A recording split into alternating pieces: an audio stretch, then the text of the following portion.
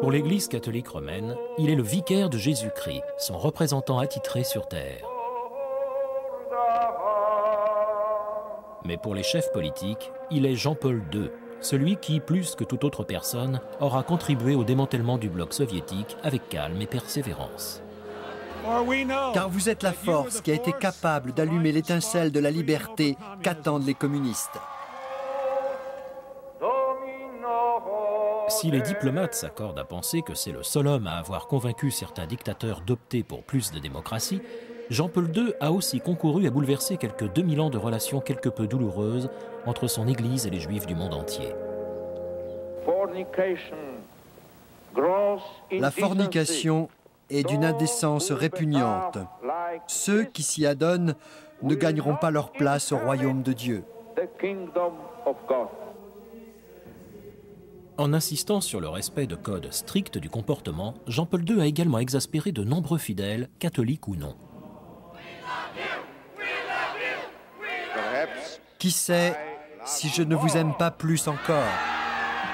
Mais par-dessus tout, avec sa capacité à rassembler des foules bien plus considérables que n'importe quel leader politique n'oserait en rêver, c'est un homme doué d'un charisme impressionnant. Il est capable de parler couramment 9 langues. Comment cet étonnant et véritable artiste est-il parvenu à se hisser sur la scène mondiale depuis son adolescence dans sa Pologne natale, le pays d'Hitler, où l'apprenti comédien aurait fait un magnifique jeune premier du cinéma? Comment le petit campagnard aux cheveux blonds roux, surnommé Loulek, et dont le malheur familial frappe l'enfance, réussit-il à surmonter la série d'épreuves que le destin lui impose? Karol Wojtyła naît en 1920 à Wadowice, capitale de la région située à 32 km au sud de Cracovie. À l'époque, la ville compte environ 8000 catholiques et 2000 juifs. Auschwitz, qui n'est qu'à 24 km, deviendra 20 ans plus tard sous le nazisme la ville que l'on tient de sinistre mémoire. C'était un endroit plein de fonctionnaires et de juristes, d'avocats, une petite ville plutôt riche. Il y avait très peu d'antisémitisme. Wadowice avait son cinéma et son équipe de football, ainsi que 6 cours de tennis. La vie était très plaisante. Karol Wojtyła passe ainsi les 18 premières années de sa vie sur les hauteurs parsemées de fermes qui entourent Wadowice. Cette période coïncide avec le seul moment de répit et d'indépendance que le pays connaisse depuis des siècles face aux incursions permanentes des Allemands et des Russes venus batailler sur son territoire. Sa mère Émilie est issue d'une famille lituanienne. Karol Wojtyła père, lui, est un officier militaire à la retraite. Tous deux ont déjà un fils de 14 ans, Edmond. Ils partagent avec plusieurs autres familles un immeuble juste à côté de la paroisse. La fenêtre de la chambre des garçons fait face à une fenêtre de l'édifice. L'appartement est minuscule. Il y avait seulement 2 petites pièces, toujours très bien tenues. Un ordre parfait y régnait, un ordre militaire même. Son père était un ancien officier de carrière, vous comprenez. Karol père n'envoie pas son fils à l'école catholique, mais à l'école laïque, dont il préfère le côté classique de l'enseignement. Alors que le petit Karol Wojtyła n'a que 8 ans, sa mère enceinte, qui lui avait enseigné à prier et à suivre la messe, meurt au cours de l'accouchement. Son grand frère Edmond, parti étudier la médecine, se trouve à ce moment-là loin d'eux. Pendant les 10 années qui suivent, Karol continue de vivre au même endroit, seul avec son père. C'était un homme absolument charmant. J'ai été si souvent chez eux, vous savez. Ces longues soirées d'hiver dans une toute petite ville. Il nous racontait un tas d'histoires.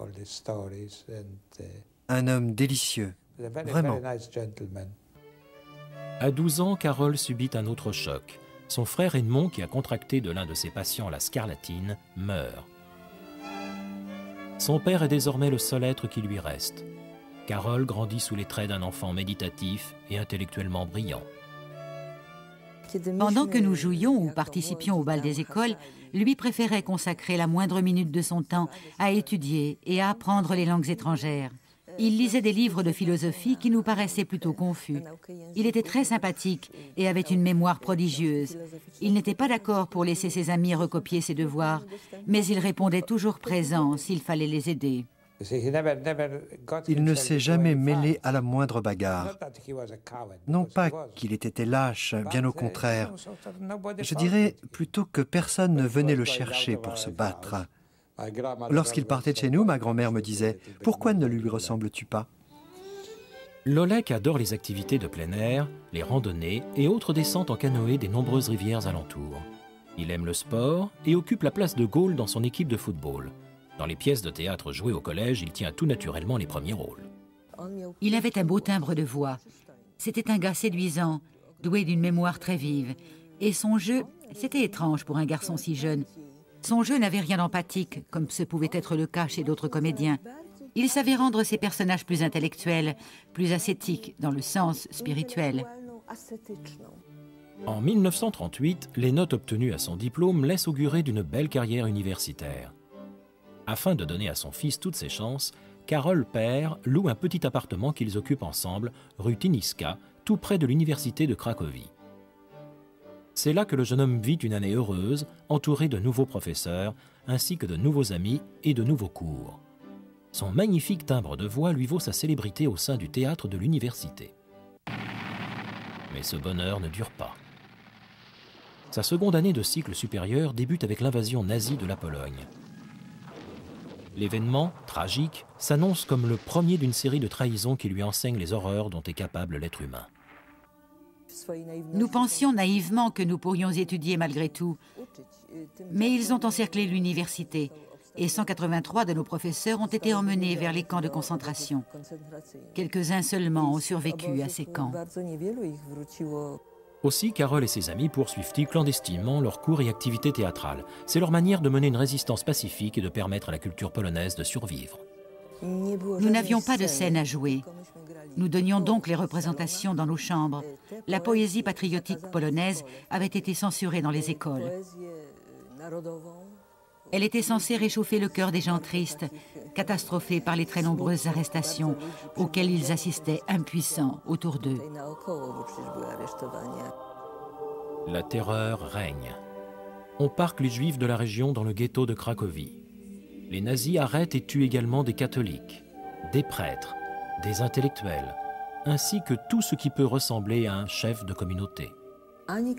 Ni Karol Wojtyła, ni aucun d'entre nous n'avons éprouvé un seul instant de la peur. Nous étions jeunes à l'époque. Nous avions le sentiment d'accomplir une espèce de mission. Certains combattaient avec leurs armes. Nous, c'était avec les mots. Afin de s'offrir par le travail une chance d'échapper aux arrestations, Wojtyła s'engage pour extraire la pierre d'une carrière avant de se retrouver à charrier des seaux dans une usine chimique. 4 années d'un travail harassant qui feront de lui le seul et unique pape à avoir été ouvrier. Un jour, on le remarque dans l'église qu'il fréquente régulièrement. L'homme est tailleur de métier. Il a la voix haut placée et se nomme Jan Tyranowski. Tyranowski était ce qu'on appelle un mystique, un homme d'une vie intérieure extrêmement riche et capable de prières très inspirées. Si ce n'avait pas été pour cet homme, le Saint-Père ne serait pas devenu prêtre. Par petits groupes, Tyranowski accueille les jeunes à son domicile. Une fois par semaine, chacun d'entre nous lui rendait visite pour 1 heure. Il nous dispensait une sorte de cours sur la vie religieuse. Cela durait comme ça quelques années. Ainsi, Tyranowski parle-t-il à Wojtyła de Saint Jean de la Croix, un saint ayant écrit sur le salut à travers la souffrance. Un soir, qu'il rentre de son travail, Wojtyła, alors âgé de 21 ans, trouve son père décédé d'une crise cardiaque. Il reste à prier toute la nuit à côté de lui. Le décès de son père a été une catastrophe. Il était maintenant réellement seul au monde. Lui, qui semblait si autonome, il l'est, évidemment, mais il avait besoin de se sentir entouré, de ne pas rester seul. Désormais sans famille, Wojtyła, guidé par Tyranowski, forme son propre groupe de jeunes où il puise peu à peu une force nouvelle. En tant que comédien, son but principal était de pouvoir rendre le monde meilleur par l'esthétisme du théâtre. Tyranowski s'est attaché à lui montrer qu'on pouvait le rendre meilleur, non pas par la beauté, mais par un véritable engagement religieux. Pour Wojtyła, ce fut une révélation. Si je veux embellir ce monde, je n'ai pas besoin de jouer la comédie. Je dois devenir prêtre. Dès lors, il s'engage au séminaire, devenu clandestin, et fait part de sa décision à ses amis. Étant donné sa personnalité, nous avions toujours pensé qu'il deviendrait tout naturellement un grand comédien. Et lorsque nous avons appris qu'il allait devenir prêtre, ça nous a choqués. On ne s'attendait vraiment pas à ça. Par contre, il était tellement honnête et juste avec nous que bien qu'il ait commencé à étudier la théologie, il a joué jusqu'au bout en notre compagnie toutes les pièces de théâtre dans lesquelles il s'était investi. En août 1944, les troupes nazies s'emparent de Cracovie pour y arrêter tous les hommes entre 15 et 50 ans. Resté seul à prier dans son petit appartement du rez-de-chaussée, Wojtyła échappe miraculeusement aux rafles.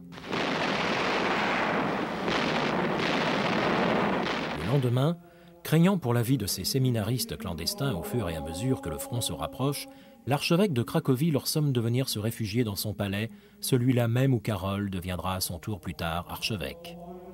Comme il ne s'est plus présenté à son travail, Wojtyła sait que les nazis vont bientôt le rechercher. L'archevêque avait peur de nous laisser nous promener en ville, parce que même si nous avions en poche d'excellents faux papiers, quelqu'un qui savait qu'on nous recherchait pouvait très bien nous reconnaître. À 24 ans, Karol Wojtyła découvre, contraint et forcé, le pire versant de la nature humaine. Certains de ses meilleurs amis ont fini à Auschwitz.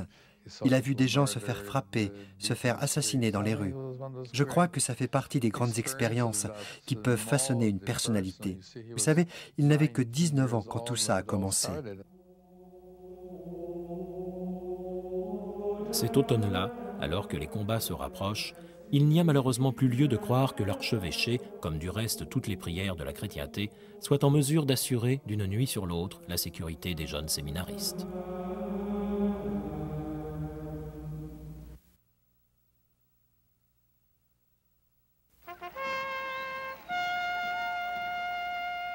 La libération, si l'on veut. Les combats qui parviennent à bouter hors de Pologne les troupes nazies ne font que céder la place à celle d'une autre dictature.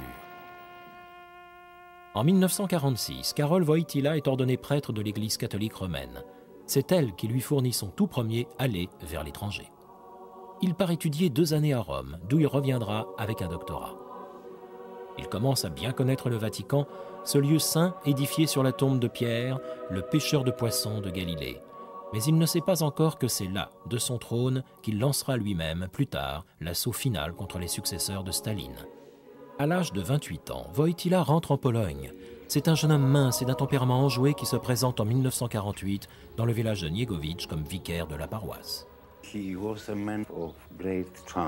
C'était un homme plein de charme, un homme très simple et à la fois très intelligent et cultivé.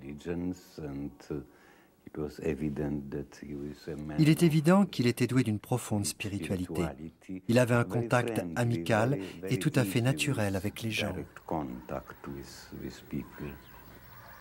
Il officie d'abord à Niegowicz, puis l'année suivante auprès de la paroisse de Saint-Florian à Cracovie. Les paroissiens apprécient volontiers ce père Wojtyła qui aime emmener ses groupes de jeunes à travers les montagnes alentours qu'il connaît et adore depuis son enfance. Peu importe qu'on ait eu à endurer une tempête sur le lac ou dans la forêt, il ne se plaignait jamais. Il était toujours de bonne humeur et aimait plaisanter. Ces randonnées le détendaient, elles étaient son contact avec la nature. Une nature où, bien évidemment, il contemplait le travail de Dieu. Lorsque nous faisions du kayak, il emmenait chaque jour un jeune différent à bord de l'embarcation. C'était devenu une règle. Et tout le monde se le disputait. Durant ses activités de plein air, le futur pape montre déjà ses qualités de meneur. Je dirais que c'était un homme très viril, dans le sens positif du terme, un homme à la fois fort et maître de lui-même. Il aimait aussi rendre service, quitte à se sentir plus fort qu'autrui. C'est un prêtre populaire. Cependant, ses qualités intellectuelles voient, dès 1951, sa hiérarchie le dégager de ses obligations paroissiales afin de lui faire embrasser une carrière universitaire. En 1952, suite à l'arrivée de Staline au pouvoir en Union soviétique, les droits de l'homme sont à nouveau bafoués en Pologne. En 1953, on commence par arrêter le cardinal en chef Stefan Wyszynski pour sa critique du gouvernement en place. En 1954, on ferme le séminaire de Cracovie où Wojtyła enseigne. ce dernier est transféré vers l'université catholique de Lublin, où il professe la morale et la philosophie. Ses étudiants remarquent l'être profond et secret qui se cache derrière l'homme sympathique. C'est un introverti.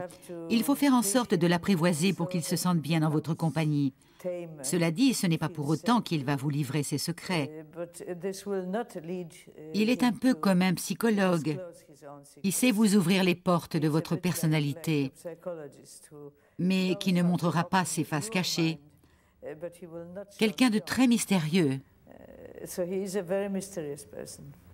Sous couvert de pseudonyme, il publie une poésie troublante et rêveuse. Et bien que la pratique du culte soit devenue illégale en dehors des églises, Wojtyła s'y risque partout où il passe. Chaque matin, il célébrait la Sainte Messe dans des lieux inhabituels. Parfois, c'était dans la forêt, parfois au bord du lac. Il en avait besoin, comme nous aussi, nous en avions besoin. Il a aussi probablement pensé que c'était un des droits de l'homme les plus fondamentaux. Ses jeunes amis le surnomment leur oncle. Nous sommes devenus en quelque sorte sa famille. Lorsque l'un d'entre nous décidait de se marier, il allait d'abord consulter le père Wojtyła. C'est lui qui nous a mariés et a baptisé nos enfants plus tard. Les nombreuses relations personnelles qu'il entretient le conduisent à écrire « Amour et responsabilité », un ouvrage sur les différentes facettes de l'amour où il perçoit la sexualité dans le cadre du mariage comme l'une des plus merveilleuses choses qui soient. Toutes ces confidences livrées par son entourage lui ont fait éprouver le plus grand respect pour les sentiments entre hommes et femmes. Il considère les amoureux comme ceux qui offrent et reçoivent à la fois le don d'amour. Pour nous, c'était à l'époque quelque chose de très nouveau, parce qu'à l'Église, nous étions habitués à nous entendre dire que la sexualité n'était que le moyen de procréer. Il déclare qu'aucune personne ne doit être utilisée dans un but quel qu'il soit. Dans les combats qu'il livrera pour la morale personnelle ainsi qu'en politique, la dignité inviolable de tout être humain devient à ce titre le cri de guerre le plus retentissant du pape Jean-Paul II. En 1956, les communistes lèvent l'assignation à domicile du cardinal Wyszynski.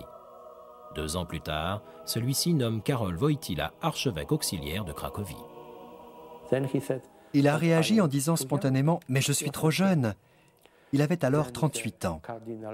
Et le cardinal lui a répondu simplement « Croyez-vous que l'Esprit Saint ne sait pas votre âge ?» Dès lors, Wojtyła se trouve en position de négocier directement avec les autorités communistes. Son cardinal en profite pour lui enseigner les subtilités des pourparlers avec ce type d'instance. Wyszynski a en effet trouvé en Wojtyła un partenaire idéal. Tous deux s'apprêtent à former ce qu'on appelle une bonne équipe. Du point de vue du gouvernement communiste, Wojtyła, qui avait 20 ans de moins que son supérieur, ne pouvait qu'être plus ouvert d'esprit et plus malléable. Les autorités voyaient en effet Wyszynski comme un ennemi. Et bien entendu, elles se sont complètement trompées sur les apparences en ce qui concernait Wojtyła. Il a découvert qu'il était possible de traiter avec les autorités selon un rapport de force, quand bien même vous pouviez vous sentir en position de faiblesse. Je pense que ces années-là ont été importantes pour lui.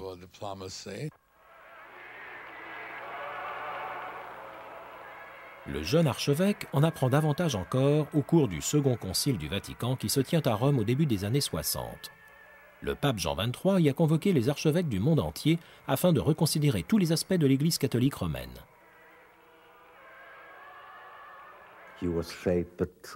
Le Concile du Vatican a fini de le former pour en faire un homme de dialogue et d'ouverture vers les autres religions, chrétiennes, non chrétiennes, juives.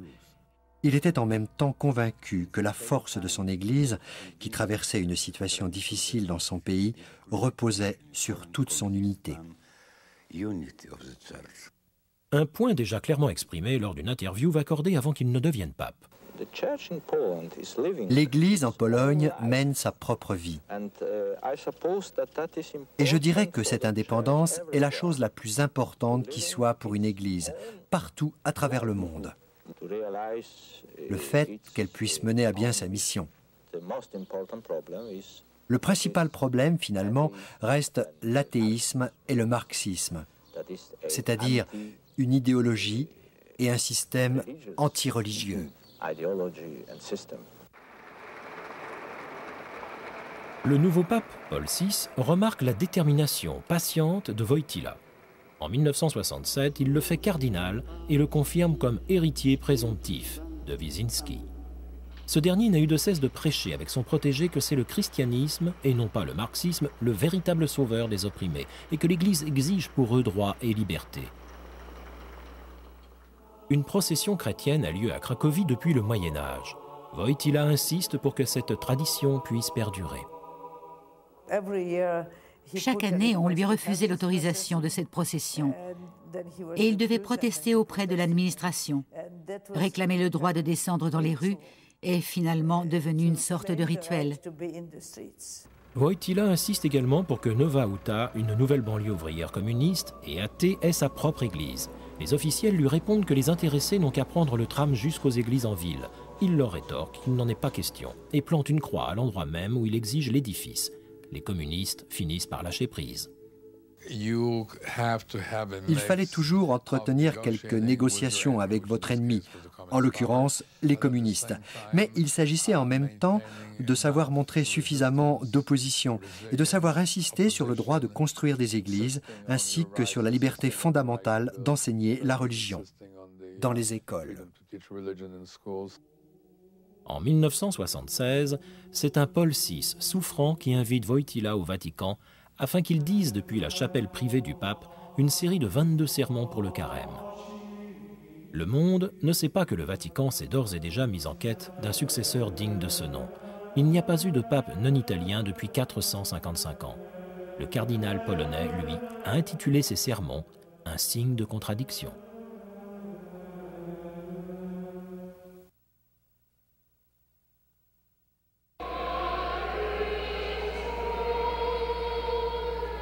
Le pape Paul VI décède en été 1978. 111 cardinaux accourus du monde entier se réunissent dans la chapelle Sixtine afin de nommer un nouveau pontife italien. Mais Jean-Paul Ier, nouvellement désigné, a omis d'avertir sur ses problèmes cardiaques. Après seulement 33 jours de pontificat, il meurt dans son sommeil d'une attaque foudroyante. Retour à huis clos sous les plafonds de la chapelle Sixtine. Bon nombre des cardinaux avaient voté pour leurs collègues polonais au premier conclave. Ils réalisent tout à coup la surprise qu'ils s'apprêtent peut-être à faire au monde catholique. Habemus papam. Nous avons un pape. Mais à l'annonce publique de son nom, la foule des fidèles est déconcertée. Cardinalem Wojtyła.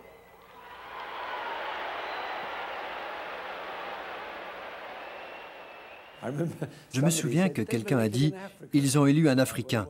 Personne ne savait encore qu'il s'agissait d'un Polonais. C'était une décision tout à fait audacieuse, et l'on pourrait dire aussi pleine d'imagination. Le collège des cardinaux savait, dans un sens, que c'était aussi une provocation à l'Union soviétique et au régime communiste de l'Europe de l'Est. Loué soit Jésus-Christ. Premier pape non italien depuis 5 siècles, mais aussi premier pape slave ayant jamais existé, Jean-Paul II leur annonce dans un italien parfait qu'il vient de loin. On m'a fait venir d'un pays lointain.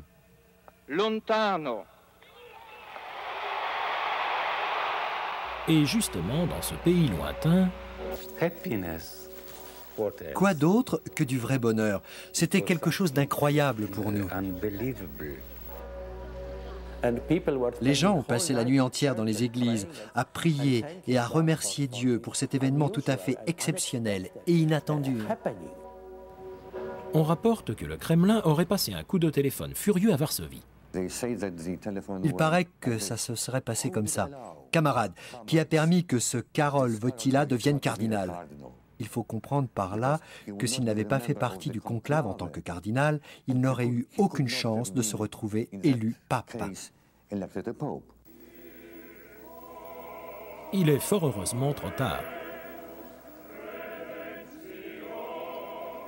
Alors qu'il prend ses fonctions à Rome, le jeune Jean-Paul II refuse que Wyszynski, son mentor désormais âgé, se courbe pour baiser sa bague. Les cardinaux ont demandé à leur nouveau pontife de mettre un terme à la confusion qui règne au sein du monde catholique. Parmi leurs espoirs, il y a aussi celui de voir le jeune âge du nouveau pape interpeller enfin les jeunes. Ils sont loin de se douter du résultat.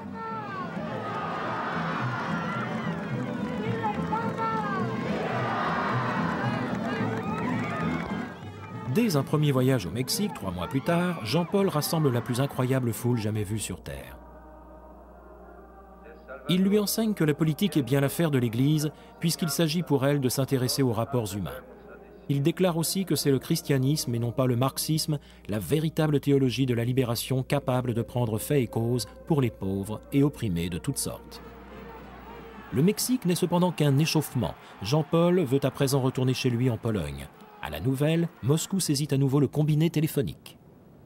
Brejnev a parlé au premier secrétaire du Parti communiste polonais en lui demandant de prétendre que tous les hauts membres du parti étaient malades et qu'ils ne pouvaient pas recevoir le pape.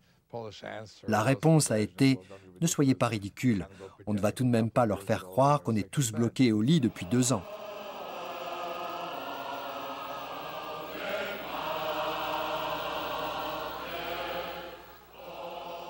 Le gouvernement polonais ne pouvait évidemment pas se soustraire à son invitation du pape, mais il l'a fait avec un contre-cœur de chaque instant.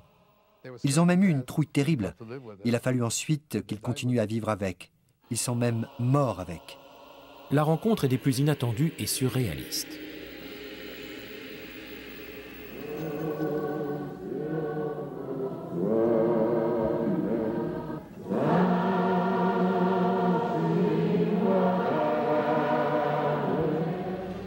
Les Polonais diront eux-mêmes plus tard que pour la première fois de leur vie, ils se sont sentis comme une seule et même force.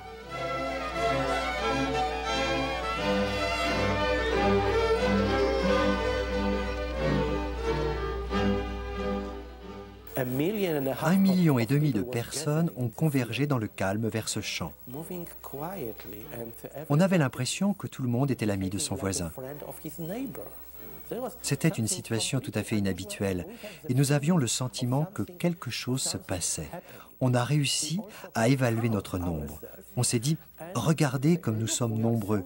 Nous formons une véritable unité et le communisme n'est qu'un tout petit corps étranger à côté.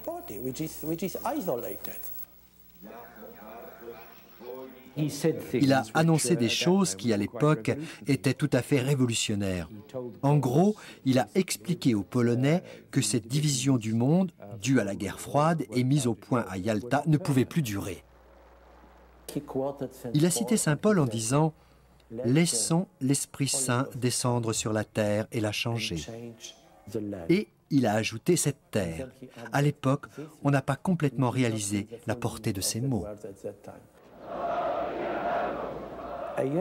Mais 1 an plus tard, on a commencé à mieux comprendre. Ça s'est répandu comme une traînée de poudre à travers toute la Pologne. Les gens venaient en masse se rallier à la cause de Solidarnosc. Ça ne s'arrêtait pas. En quelques semaines, 10 millions d'adhérents. Après avoir allumé cet incendie de la solidarité, le pape décidera de ne plus laisser aux soviétiques de chance de se rattraper. Il part ensuite pour les États-Unis. Il devient, tout au long d'une semaine de liesse, le héros de l'Amérique. Ce qui ne l'empêche pas non plus de prêcher contre les ravages du capitalisme. Le Christ vous demande de vous ouvrir à vos frères et sœurs dans le besoin, de vous ouvrir aux pauvres. Les Américains constatent que son obstination est la même, que ce soit contre le communisme ou en faveur d'une morale très stricte. Jean-Paul II s'élève ainsi contre la contraception, le mariage des prêtres, la prêtrise des femmes, l'amour avant le mariage et l'avortement. Nous nous dresserons toujours pour proclamer que personne n'a le pouvoir de détruire la vie avant la naissance.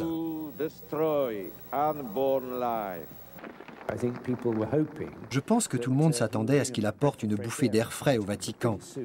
Mais on s'est vite rendu compte que le catholicisme polonais était une forme de catholicisme très traditionnel et conservateur, qu'il serait stupide de s'attendre à de grandes innovations.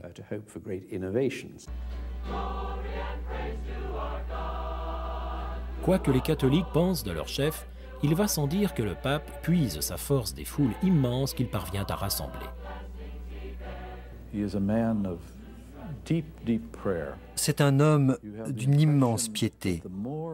On a l'impression que plus il prie, plus il se sent chez lui parmi ces millions de fidèles. Et que plus il passe de temps avec eux, plus on le voit prier en retour.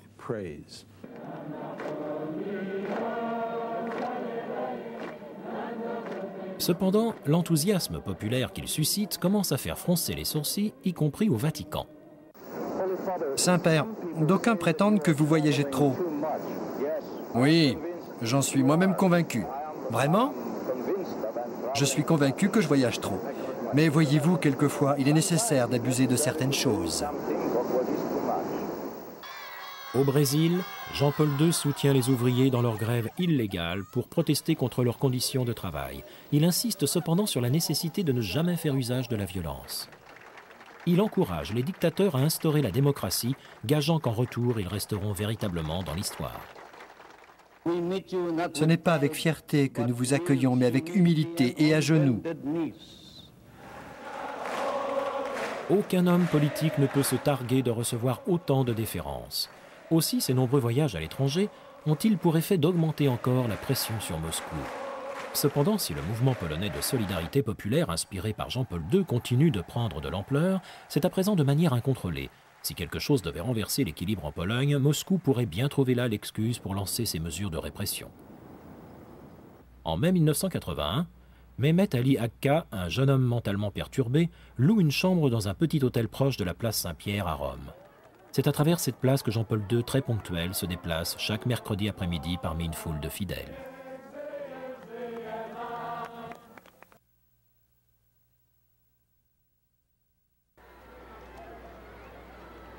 Le 13 mai 1981 marque la première tentative d'assassinat lancée contre un pape. Personne n'aurait jamais osé imaginer qu'on puisse commettre un tel sacrilège, que quelqu'un braque un pistolet pour essayer de le tuer. La balle a traversé l'abdomen du souverain pontife, frôlant de quelques millimètres seulement des artères et organes vitaux. Durant son trajet de 15 minutes vers l'hôpital, il perd pratiquement tout son sang. Des rumeurs circulant parmi les hauts responsables du Vatican prétendent que les soviétiques, furieux contre les progrès de Solidarność en Pologne, auraient commandité l'attentat. Le procès du terroriste turc Ali Akka ne permettra pourtant pas de dire si celui-ci faisait partie ou non d'une conspiration. 4 jours plus tard, c'est un pape affaibli qui exprime depuis son lit d'hôpital son pardon aux coupables et offre aux fidèles sa rituelle bénédiction dominicale. Je prie pour ce frère qui m'a touché et auquel j'ai sincèrement pardonné. Loin de se plaindre, il accuse tout de même le coup. 8 jours plus tard, le sort s'acharne. Jean-Paul II s'entretient pour la toute dernière fois avec son cher ami le cardinal Wyszynski avant que celui-ci ne s'éteigne quelques jours plus tard.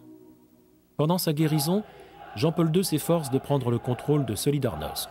Mais le mouvement populaire est devenu incontrôlable. Avant la fin de l'année, la répression s'abat.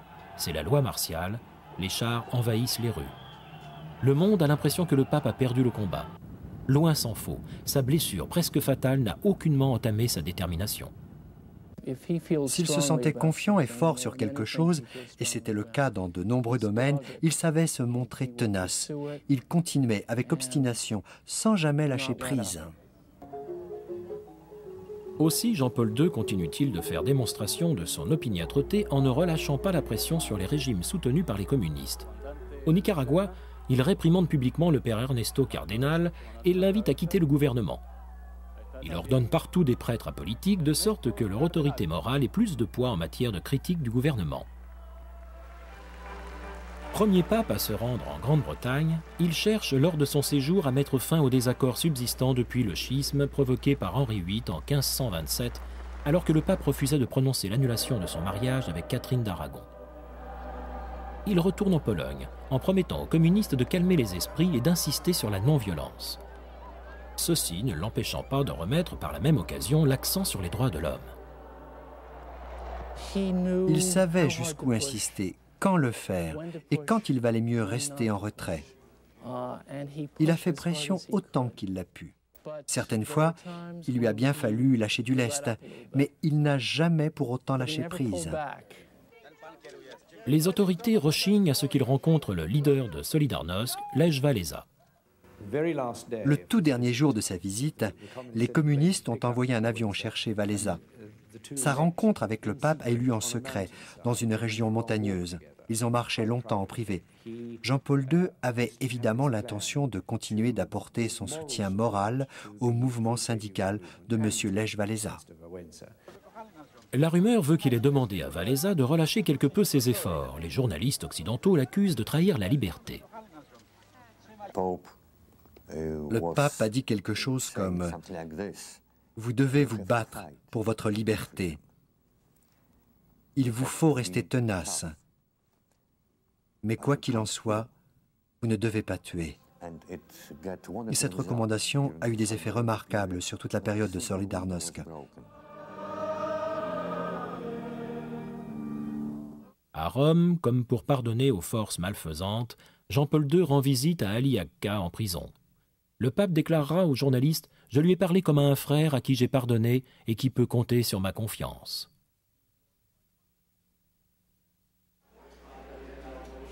Au cours des années 80, il continue de voyager, à Calcutta, où il rend hommage à Mère Teresa pour son dévouement envers les plus pauvres parmi les pauvres. Au Chili, où lorsqu'une manifestation dégénère, il rappelle « Nous ne cesserons de répéter partout que la violence n'est pas chrétienne. » Les communistes seront les premiers à se fatiguer. En 1987, tandis que la Pologne est économiquement et moralement à genoux, c'est le chef communiste du pays, le général Jaruzelski, qui se rend à son tour au Vatican. Quelque chose de capital est enfin en train de se jouer. À Moscou, un nouveau chef d'État, Mikhaïl Gorbatchev, s'attache à défendre sa perestroïka, une politique de restructuration totale du pays. La méthode propre à Jean-Paul II commence enfin à porter ses fruits. Au cours de l'hiver 1988, les communistes demandent des pourparlers avec les responsables du syndicat ouvrier Solidarnosc. En l'espace d'un an, les événements s'enchaînent. La chute du mur de Berlin, du rideau de fer en Tchécoslovaquie, en Hongrie, en Roumanie. Le monde est sidéré de la vitesse à laquelle le bloc communiste s'effondre. C'est dire si Jean-Paul II a mené l'attaque de l'intérieur. Il a contribué à ce que cela ait lieu pacifiquement, et non pas dans le bain de sang terrible auquel les gens pouvaient s'attendre. Tout ça grâce à une alternance subtile de combats et de négociations dans laquelle il est passé virtuose. Toutes ces leçons emmagasinées à Cracovie ont culminé chez lui en un grand art de la diplomatie. En décembre de la même année, un chef d'État soviétique se rend pour la toute première fois au Vatican. Mikhaïl Gorbatchev écrira plus tard que la philosophie, ainsi que la patience et la détermination de Jean-Paul II ont permis à tous de s'accorder sur un nouveau mode de pensée. Alors, septuagénaire, le pape commence à recueillir les dividendes de son courage. Une fois le mur du bloc communiste abattu, il réalise un autre de ses rêves en effectuant son premier voyage en Lituanie catholique, terre de ses grands-parents maternels.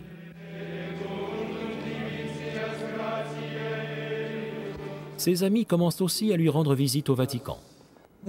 Il nous avait invités à déjeuner. Il était tout à fait détendu, il aimait plaisanter avec nous. Il faut dire qu'il a un sacré sens de l'humour. On parlait aussi bien de littérature polonaise que des amis que nous avions en commun. Ils se souviennent. On se remémorait nos aventures. Tu te souviens de cette pluie terrible et comment nous nous sommes perdus en pleine nuit et comment nous avons traversé la forêt profonde en nous guidant à la position des étoiles et comment nous avons allumé un feu de camp pour nous réchauffer jusqu'au matin. Il adorait ça. Nous avons eu la chance de fêter au Vatican le 53e anniversaire de notre diplôme. Il se souvenait de la famille de chacune des filles. Il n'avait pas non plus oublié le nom des pères de chacun d'entre nous, ni les métiers qu'il exerçait à Wadowice. Malheureusement, beaucoup de ses anciens camarades de classe continuent de briller par leur absence. En 1994, lors de la commémoration de l'Holocauste, Jean-Paul II invite au Vatican la communauté juive de Rome à assister à un émouvant concert du souvenir. Si vous cherchez dans l'histoire de l'humanité la fin d'un malentendu vieux de 2000 ans, vous y êtes. Depuis le début de son pontificat, Jean-Paul II mène en coulisses des négociations avec musulmans et juifs. Quelquefois contre l'avis de ses conseillers, il insiste sur les relations diplomatiques avec Israël. Il a consacré toute sa vie au développement de relations normales et saines entre juifs et catholiques. C'est pour lui l'accomplissement d'un engagement qu'il a pris avec lui-même, comme avec l'histoire. Mais en ce qui le concerne, l'histoire ne s'arrête jamais. Il trouve de nouveaux ennemis à combattre, y compris jusque dans son propre pays. Son protégé, Lech Walesa, est depuis devenu président. Mais Jean-Paul II considère que cette liberté tardive a engendré de nouveaux fléaux. Il avait de temps en temps un accès de colère. Il voyait son peuple devenir de plus en plus matérialiste et de moins en moins spirituel. L'assistance des fidèles continuait de diminuer dans les églises. Seule la vérité vous rendra libre. Il retourne en Amérique.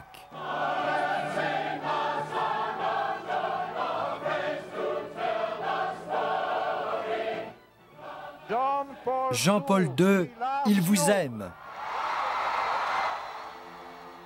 Il met en garde sur la fascination qu'exercent les nouvelles technologies qui induisent les gens en erreur en leur faisant croire qu'ils sont à même de tout contrôler. C'est ce qu'il nomme la culture de la mort, dont il voit la présence en toute chose, du génocide à l'avortement. Si vous voulez une justice égale pour tous, une liberté véritable et une paix durable, alors vous, l'Amérique, faites en sorte de défendre la vie.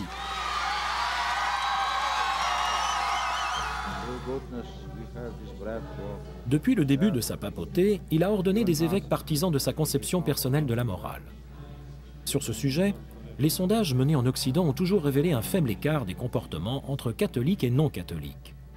Jean-Paul II, lui, a toujours su montrer, et sur quelque sujet que ce soit, que s'avancer même à contresens de l'opinion publique ne l'effrayait jamais. Ceci n'est pas une eucharistie de l'Église. L'ordination des femmes comme prêtres ainsi que le mariage des prêtres, non, non et non. Oubliez ça tant que je suis là. Amen. Il restera dans l'histoire comme quelqu'un qu'on a aimé, admiré, ou bien avec lequel on pouvait ne pas être d'accord. Il est tout à fait conscient de cette opposition, et je dirais même qu'il sait que ça fait partie intégrante du jeu, dans la mesure où l'opposition est ce qui forge votre courage. Le courage est d'ailleurs un mot-clé dans la personnalité de cet homme.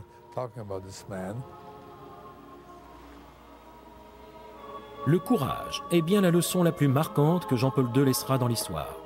Les conseillers qui l'ont accompagné dans ses déplacements le savent, eux qui l'ont vu en faire démonstration dans ses combats pour délivrer son principal message de foi.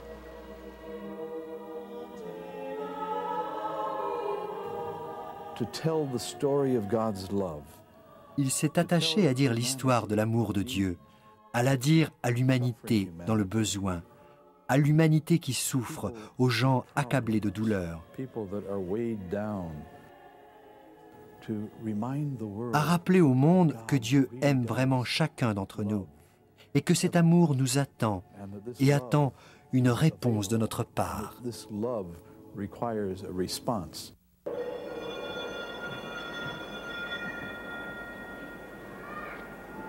Si l'amour de Dieu attend une réponse, la vie de Jean-Paul II fait figure de modèle. Il l'aura passé à mettre en garde contre les grandes calamités que notre monde reste capable d'engendrer, notamment les atrocités commises par Hitler et Staline, tant que des justes ne se seront pas insurgés pour les en empêcher. Lorsque l'on nie les droits de l'homme, dit-il, c'est là que les guerres commencent. Cette expérience, il l'a lui-même endurée au cours de sa jeunesse, et il a choisi d'y apporter sa propre solution.